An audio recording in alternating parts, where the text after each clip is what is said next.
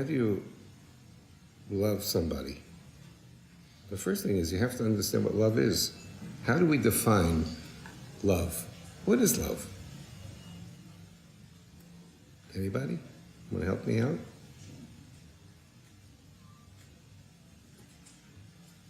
You don't get graded on this.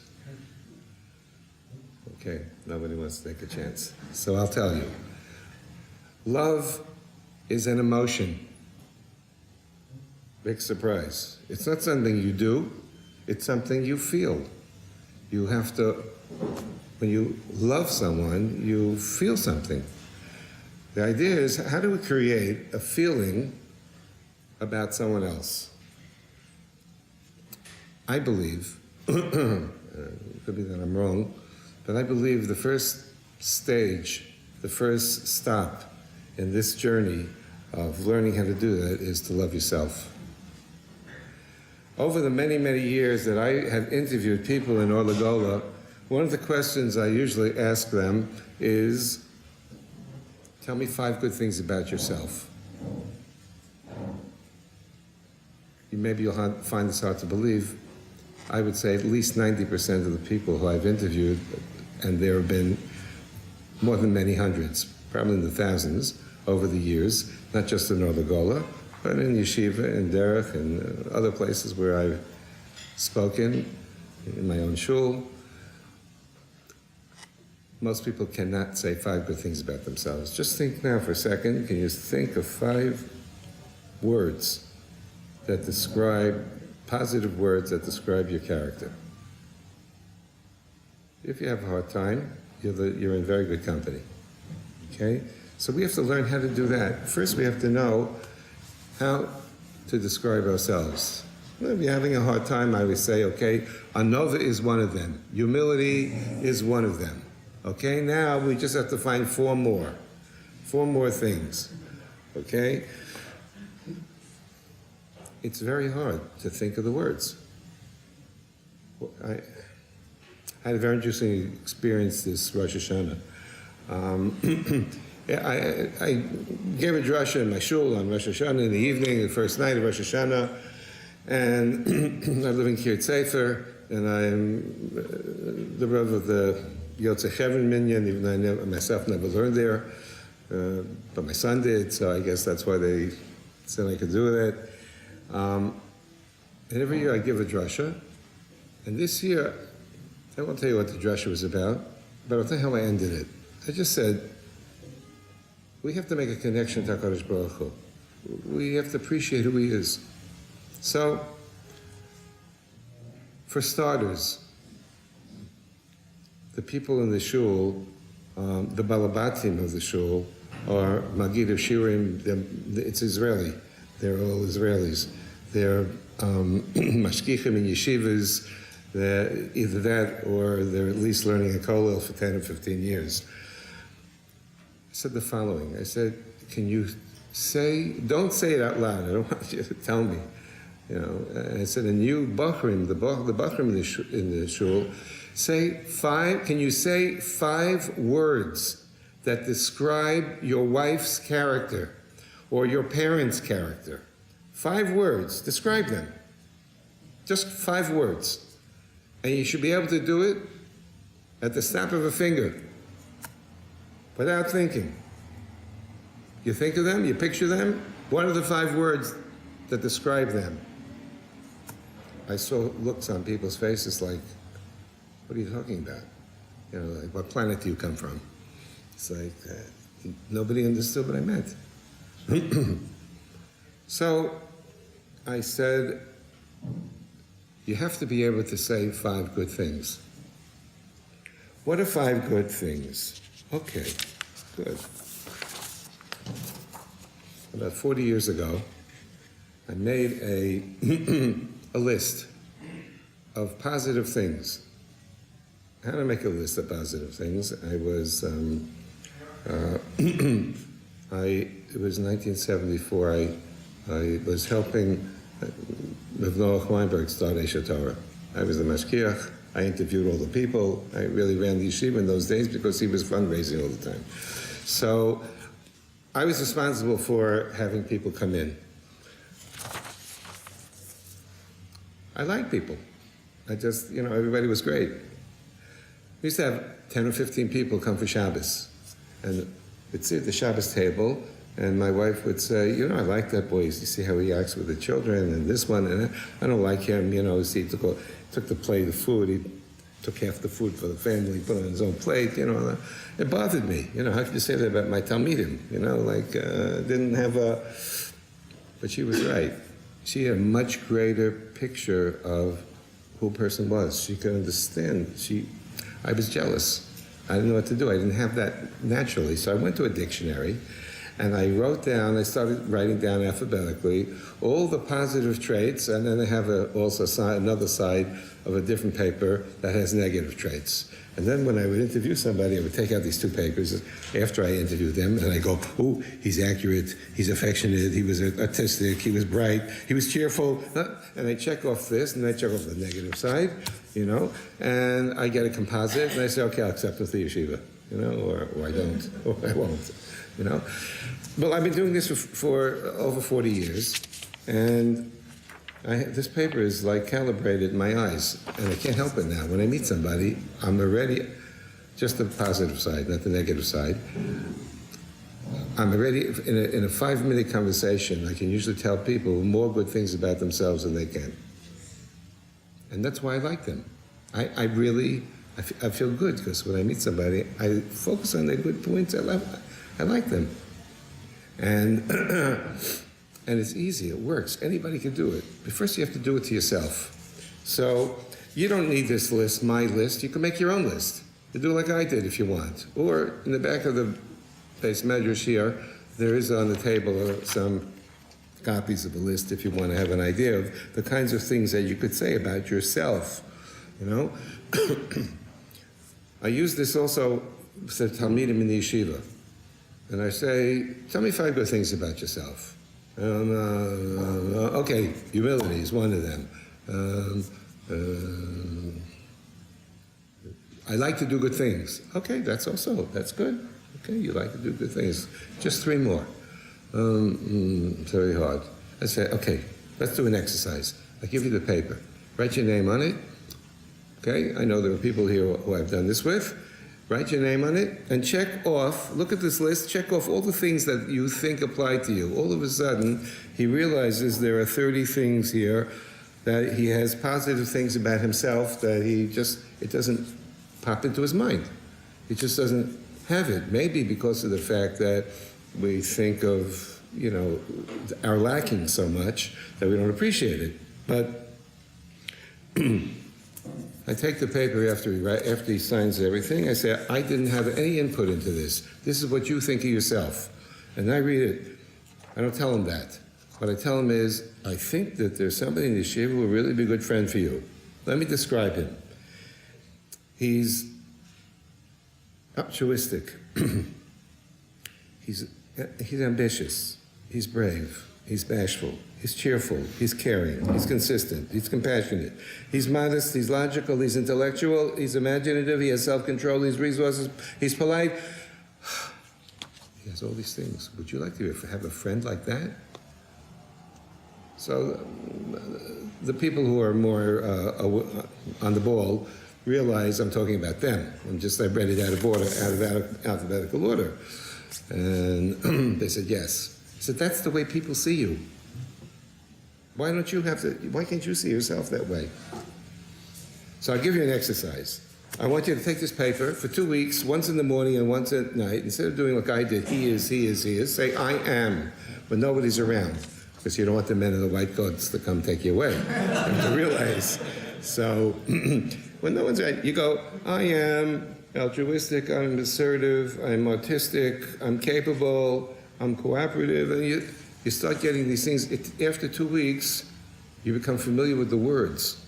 And now if somebody says to you, who are you? Tell me 5 things about you. Then with the snap of a finger, you can say these things. It gives power to you. When you have that feeling, you feel good about yourself. It's one of the best ways to build self-esteem. And you can use it for other people also. I've used this, I translated this into Hebrew for my children, my grandchildren, and now my grandchildren are using it for their children. And it works. All I can tell you is it works. I once had somebody in Derech who I did this with, and he couldn't think of anything. And then he checked off, and he must have checked 40 or 50 things here. And then I read it back, I said, I think there's somebody who you really would have a good relationship with. Let me describe him. And I said, he is this, he is this, he is this, he is that. And I started all these midos tovos. And I said, you know what I'm talking about? And he said, God.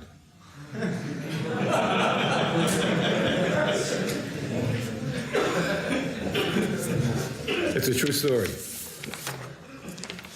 But I wasn't. Now, once you could do it with yourself, you could do it with other people. Once you learn how to do this, then you start getting this positive feeling about other people.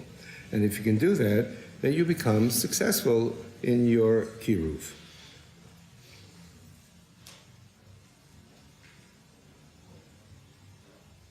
Anyone who's interested in a list, by the way, I brought a list in Hebrew in my shul.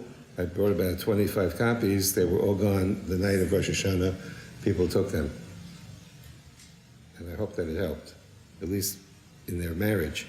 It's definitely better. One person who's a mashgiach in yeshiva, not a young man, came over to me after shul. I was expecting him to say, Yashakayach. He said, I'll tell you 5 good things about my wife. She's mechabed me, she's mechabed me, she's mechabed me, she's mechabed me, she's mechabed me. I said to him, oh, you're married to a thing. She doesn't have personality. She's a thing. We started talking a couple of weeks ago. He got the hint. When we're talking about love, loving other people, of course, one of the ultimate things that we have to do is what we do in Shema every day. We say, V'ahavta es Hashem Elokecha. What does that mean? You have to love Hashem. That means you have to have an emotional feeling of love for Hashem. The Rambam says in Hilchos Tshuva that the proper form of love is that you have to feel lovesick for HaKadosh Baruch Hu. Think about him all the time, and he has to be part of your life. That's the goal. That's the ultimate goal. But at least sometimes, at least when we say the words, V'ahavta es Hashem Elokecha, what are we thinking when we say those words? We're thinking V'ahavta. You want to pronounce the word properly? Is that what we're thinking?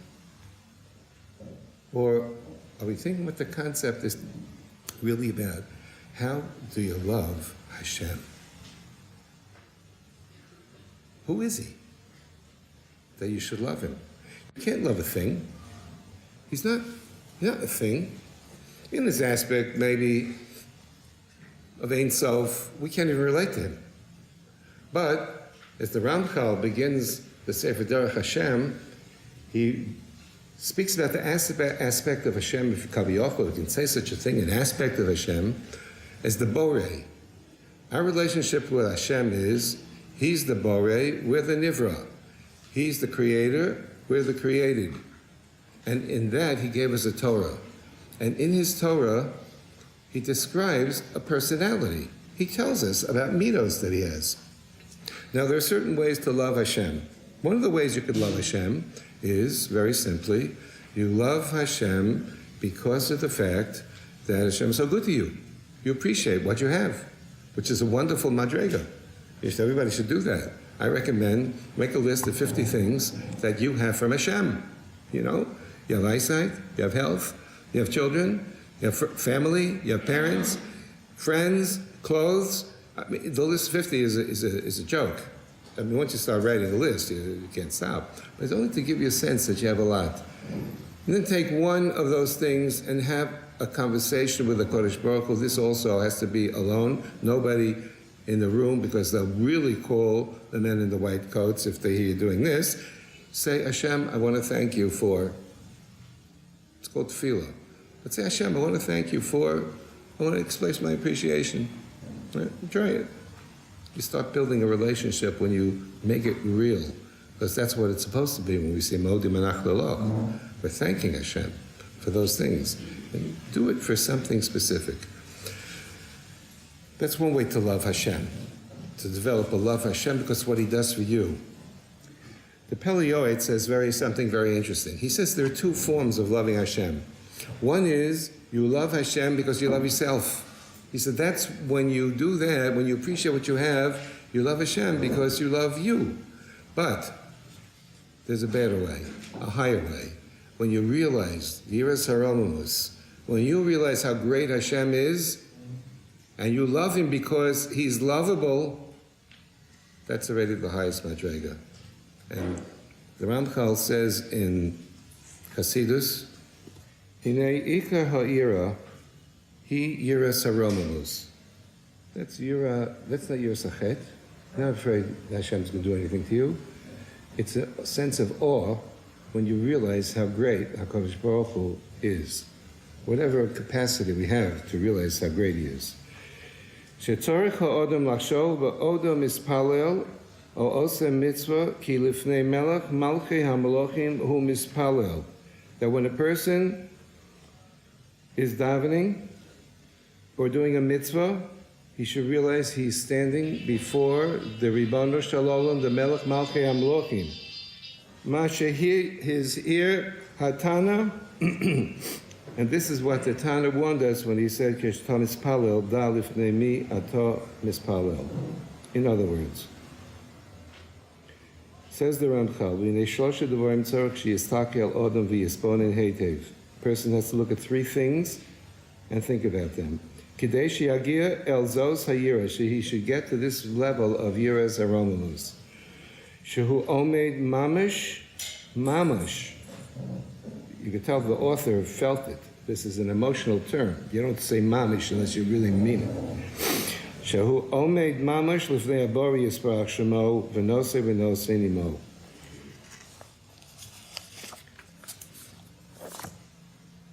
I don't know anything about Kavanah. I don't. I see people davening with tremendous kavanah and shuckling and waving their hands and going like this. I don't know if they want to challenge Hashem to a fight or something, but I'm not sure exactly why they're going like this. But if you were standing right before Hashem and you understood He's the Melech Malchei HaMelochim, how do you talk? I can't tell you how. Each person has to know how he would speak if he was standing before the Ribbono Shel Olam. Says the Ramchal, that's how we are supposed to daven. He's here. He's not up there, out there somewhere. He's right in front of you. And you have an opportunity to speak to Him. And He's listening. If we can accomplish that, not all the time. It's very, very hard. It's one of those things that Chazal say is impossible that every tefillah, that every day you could do that. But when you do, that's generally when they use the term that davening was gishmak. You really feel good because you felt like you spoke to HaKadosh Baruch Hu. He's there. He's listening to you. It doesn't mean He does what you want. We have to do what He wants. That's the goal. But He's there and He listens to us and He cares about us. And if we can get that in ourselves, that incorporate that in us, then we have a chance of giving it over to other people who are interested in coming close to HaKadosh Baruch Hu. And who shouldn't be? He's the most wonderful thing that there is. Thank you.